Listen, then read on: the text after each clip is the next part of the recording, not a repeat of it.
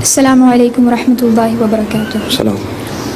What happens to the soul once a person dies, and if someone is destined to suffer the pains in the grave, does his body suffer or does his soul suffer?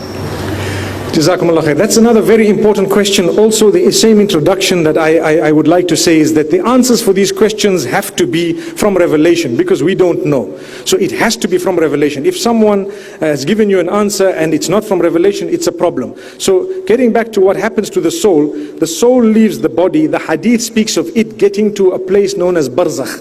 Barzakh is a place where these arwah are kept, these ruhs, or these souls are kept, waiting for the last day. A person who's had goodness and so on, the days pass and like a flash. A person who's perhaps been a bad person, it may pass a little bit slower. But getting to the second part of the question, the first part was, where do the souls go? They go into barzakh. What exactly is the whole description of barzakh? I have to stop where the Quran and the Sunnah have stopped. We cannot describe beyond a certain point. I will tell you, look, it's a waiting place. The souls do not come back to greet the family members every year. You need to know that. Some people say, okay, every year the soul comes back, salam alaikum, how are you? Some people say the soul comes back to us and cleans the home. And some people say the soul comes back and does this and does that, and I feel it. Those are, jinn sometimes. Those are the devil sometimes. Those are the qareen sometimes. That's something else. Those are spirits, known as spirits in some traditions. But it's not the soul we're talking about. It's not the individual. They don't come back to you and say, hey, how's it, guys? Salam alaikum. I remember one person says, I can make your grandfather talk to you. And then the brother says, I went to the man and I said, okay, let me talk to him. And he says, I heard my grandfather's voice. I promise you it was my grandfather. Brother, they're fooling you with the jinn. They're fooling you with all these qareens. Don't be fooled. The souls are gone to a place known as barzakh. That's it.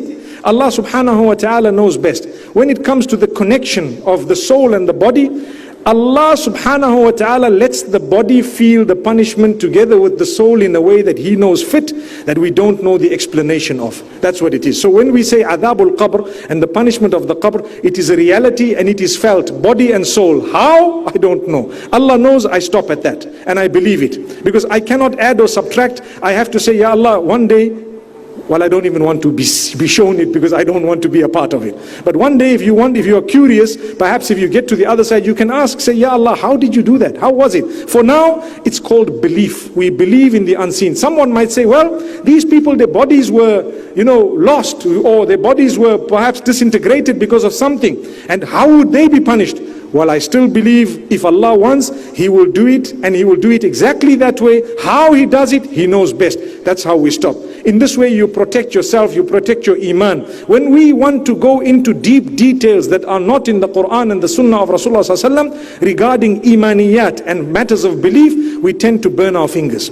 When we burn our fingers by starting to add extra, cream on the cake and something which is not supposed to be, that's when we falter. May Allah subhanahu wa ta'ala guide us, and may He make us from amongst those who do not become so inquisitive that we start asking questions that are part and parcel of where we're supposed to have stopped in terms of belief. May Allah subhanahu wa ta'ala help us. I just want to clarify that last point.